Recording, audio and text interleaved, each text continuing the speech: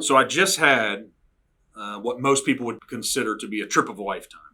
Some of you might have followed it on Facebook, on social media, but I was intentional about not posting a ton because I wanted to make sure that I engulfed the entire experience. Instead of documenting it like we're taught to do on social media, I wanted to make sure that I lived in the moment.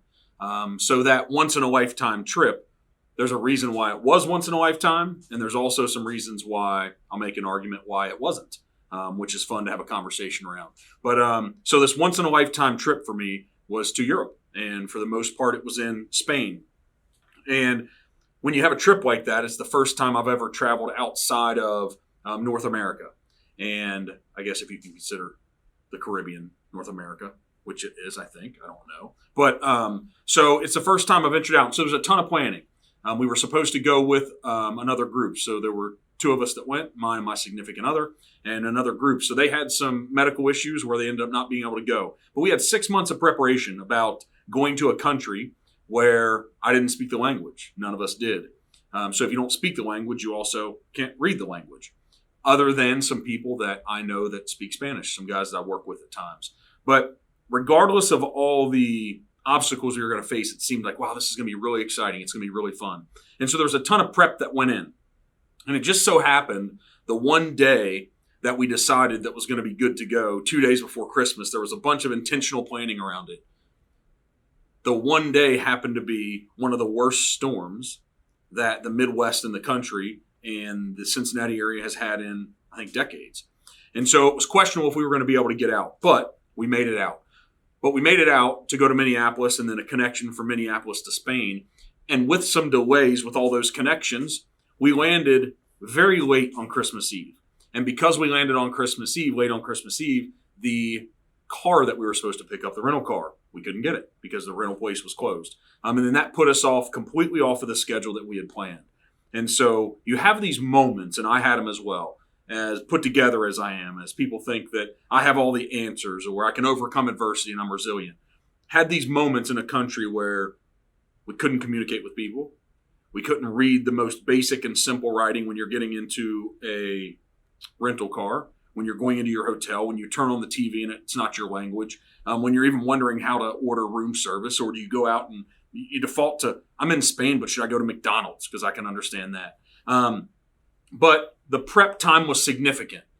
And what I found in this trip, like so many other things in life, you can make the best, most sound plans for a trip over 12 or 13 days to go off without a hitch, and it just doesn't go that way. So it was fun planning, but it went a little haywire and wild. Some unexpected obstacles that we faced. Obviously, the weather. You can't control the weather when you travel.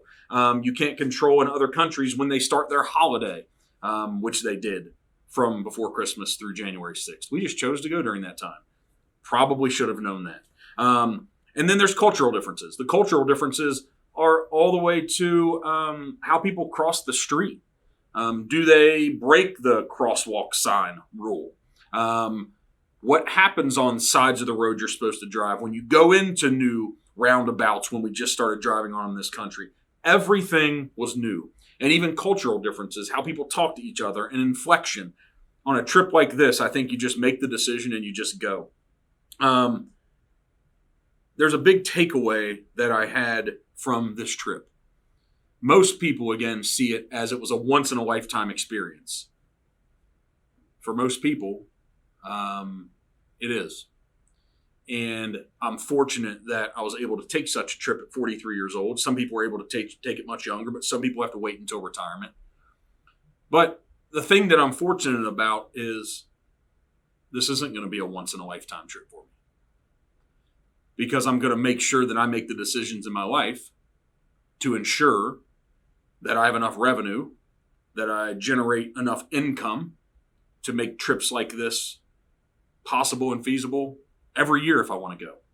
And so that doesn't just happen overnight. It's taken 18 years of me being in the real estate business, being a realtor, and growing a brokerage before I even dreamt or thought about a trip like this. Most of them were normal, just 1 week a year vacations to the beach or going to the same house and staying with family and saving money. And so it's perspective that I know how I used to feel. And I used to feel that, man, that's a once in a lifetime trip. And so why did people think, my friends, you, people that follow me on Facebook, why did you feel that this was a once in a lifetime trip? Well, because I documented it. And from the things that I put on social media, it was apparent that it was. And so what I took away was that if I could just share 3 or 4 posts, which I think I did for an entire 13-day trip, it may have been 5. And from those pictures, from that engagement, most people that look at it said, wow, that's an incredible experience. How was it? That's a once in a lifetime trip. I learned that we should probably, in business and our personal lives, we should probably do a better job sharing our stories and our experience.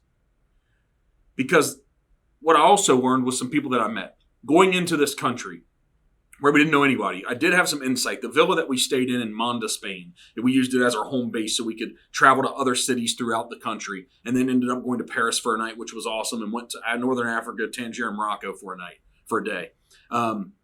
What I learned was, as uncomfortable as it was going to a brand new environment where we didn't speak the language, where every sign, speed limits, going to the grocery store, just the most simple tasks that we take for granted wherever our country is, that even though I'm going into a place where all that's going to be uncomfortable and we still went, it's nice to be able to find one thing that's a sense of comfort or somewhere that you could go to get a sense of it's okay. So I knew going into the trip, there were some neighbors in this villa. So I had friends that owned this villa, them and their family in Manda, Spain. And we were able to stay there. And they told me that right next door, there were some English expats who had moved to Spain, and they lived there. And I should go say hi to them. And anything I need, that they were really nice and they would probably help out. It was Jan and Paul. And so when I went to the grocery store the first day to get some groceries for the villa, for the nights we were going to be staying there, I said, you know what? We're going to be going next door, knocking on someone's door, introducing ourselves. Why don't I grab them a bottle of wine? Everybody in Spain and Europe and France probably drinks wine.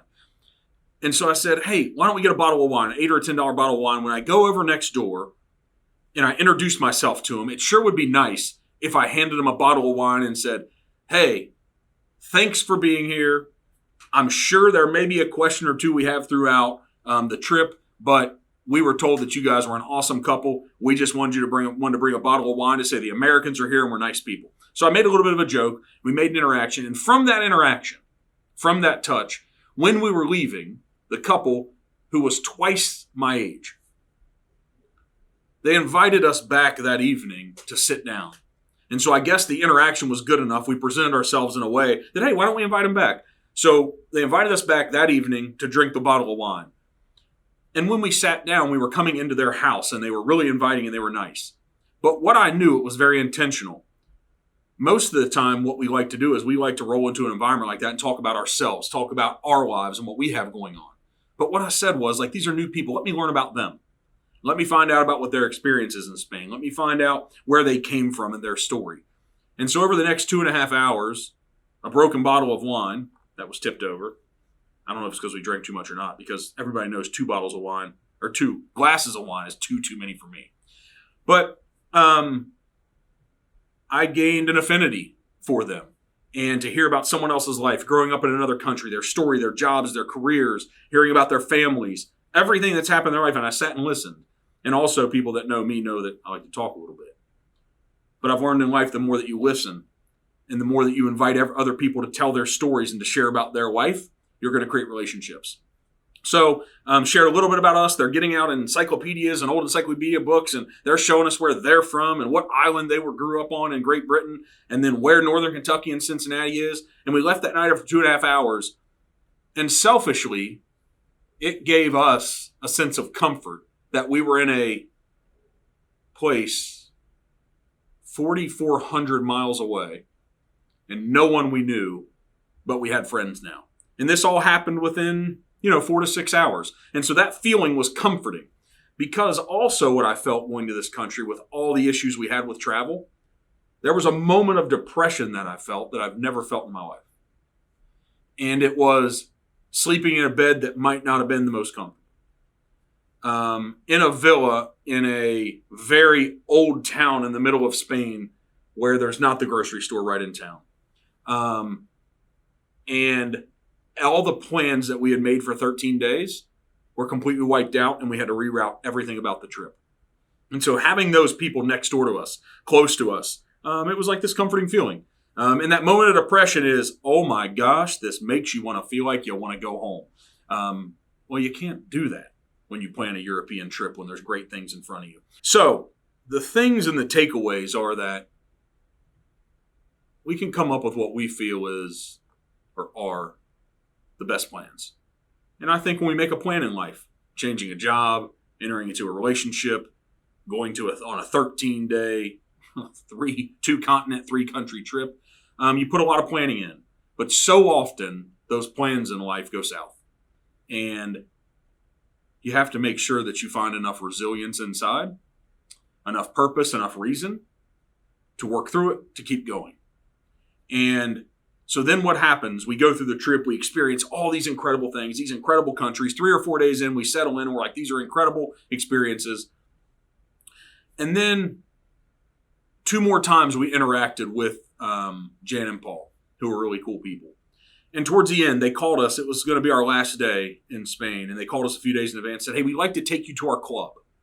So what I know about someone inviting you to their club is you don't get invited to someone's club. That's their thing. Whether it's their country club, whether it's their dinner club, whatever it is, that's the place where they go hang with their people. And to get invited to something like that, that's special. And we had a great conversation that day, and then they took us to a little mountain town that overlooked the Mediterranean. I think it was called Mija, M-I-J-H, Spain. And we spent probably another 3 or 4 hours with them, and they drove us home in the evening and dropped us off. And then the conversation we had at the end, they gave us a little tour of their villa, was Paul. So he's 85 years old, retired accounting engineer who worked on the pricing for the Concorde. So you find out all these things about people. And he shared a few things that I'm not someone that likes accolades. I don't like people telling me, hey, good job. I don't know why that is. I just want to put my head down, do what I'm supposed to do. I'll end up earning whatever benefit that I receive from hard work, but I don't need the accolades. I don't need the trophies. I don't need the ribbons. If I'm number 1, it's fine. Recognize I'm number 1. But if I'm number 2, 3, 4, 5, 6, or 7, I'm okay with that too. Because I'm going to wake up the next day and make sure I move 1 ring higher. If I finish 5th today, I'm going to finish 4th tomorrow. But what Paul turned to me and said, and he said, you represented America very well. And what I know is the significance of a statement from someone of another generation, from another country, who really has morals and values on the way that they live. They're very stringent. When someone is not appropriate and not holding open doors, when someone is disrespectful in public, these are fundamental people who have an expectation on how to live in the world and how to treat others. And for someone to say that, it causes a little bit of a reflection. It's not a pat on the back, but it's saying, okay, that's the way I made them feel. I made these 2 people that we just met 13 days ago, that we probably interacted with 4 or 5 times, that whatever his perspective of Americans was, we were a good representative of whatever that was. And so in that takeaway, it impacted me on how you can make people feel. And then what I knew, being in the real estate business that I'm in, let's just say that I was a real estate agent in Spain. That relationship that I cultivated with Jan and Paul over 13 days, what would have happened is when they were ready to sell their villa, they would call me. If there's some other type of business service that I would have been in, that they would have needed, that I could have provided, if that's a career that I was in, they would have called me. And so then when I wrap this up, so if I made people feel like it was a once-in-a-lifetime trip through the things I posted, then if we made Jan and Paul feel like we were a great representation or a really good representation of America, my takeaway was you can succeed in life if you make everyone feel that the interaction that they're going to have with you is a once-in-a-lifetime interaction. And that could be as simple as jobs I had when I was young in fast food restaurants. It could be when I was 13 and 14 years old doing landscaping.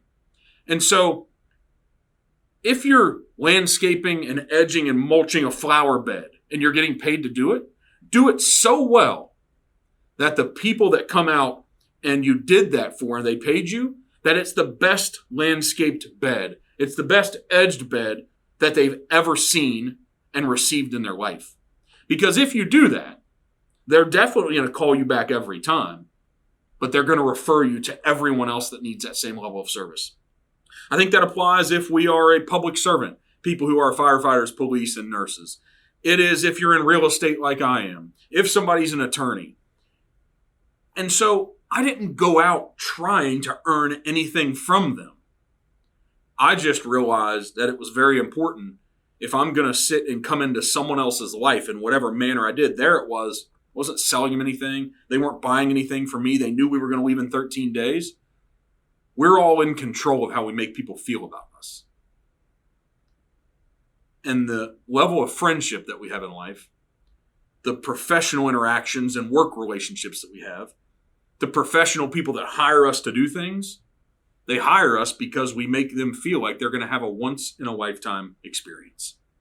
And I think that applies to our relationships with significant others. It applies, again, to friendships. It applies to things at work.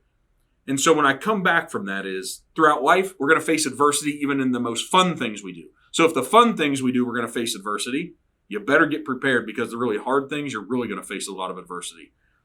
And then also, we're in control about the way that people feel about us. We're in control about people's opinions of us. We're in control about the level of success that we have in our life. We're in control at the end of the day about the outcome of our life. Don't worry about the things that you can't control because there's a lot of those. The only things I spoke about today were things that you can, relationships that you can develop. And I don't know if Jan and Paul are ever going to have another interaction with me in life. I don't know. But I know that if they do, in the way that they think about us, it's all positive. So in my world of real estate, in my world of sales, in the world of a podcast and inviting guests on, there's been a lot of people who have left the podcast and have said, wow, this was a very professional operation. There was a guy who came on recently. He was an ultramarathon runner, one of the top ones in the world.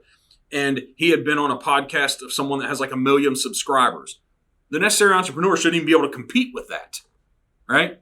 But the only way we could is, he said, hey, this was the second best overall. I'll take it because it gives us somewhere to still go. This was the second best podcast I've ever been on, and I've been on 30 to 40 of them. We had very intentional efforts behind trying to design a great podcast. And a great podcast is making great connections and telling great stories and making it very entertaining for you and me and everyone to listen to later. And so the only thing that I try to do in my life and what I could share with anybody that wants to listen, or is still listening, is make sure that you have intentional effort around telling everybody that if they become a friend, if they enter into a relationship, if they enter a business relationship, if they hire you for something, that you're going to give them the absolute best and once-in-a-lifetime experience. And if you do that, if I continue to do it, we're going to see a continued growth and success for the rest of our life. So we're excited for 2023 on what the podcast is going to be. We have a tremendous lineup of guests that are going to come that I'm going to selfishly get to have great conversations with that hopefully you get to appreciate. And I'm excited about what the real estate world is going to bring as well. So go out in 2023 and make sure that you tell stories about the once-in-a-lifetime relationship, friendship, and experience that the entire world will get to have if they come have it with you.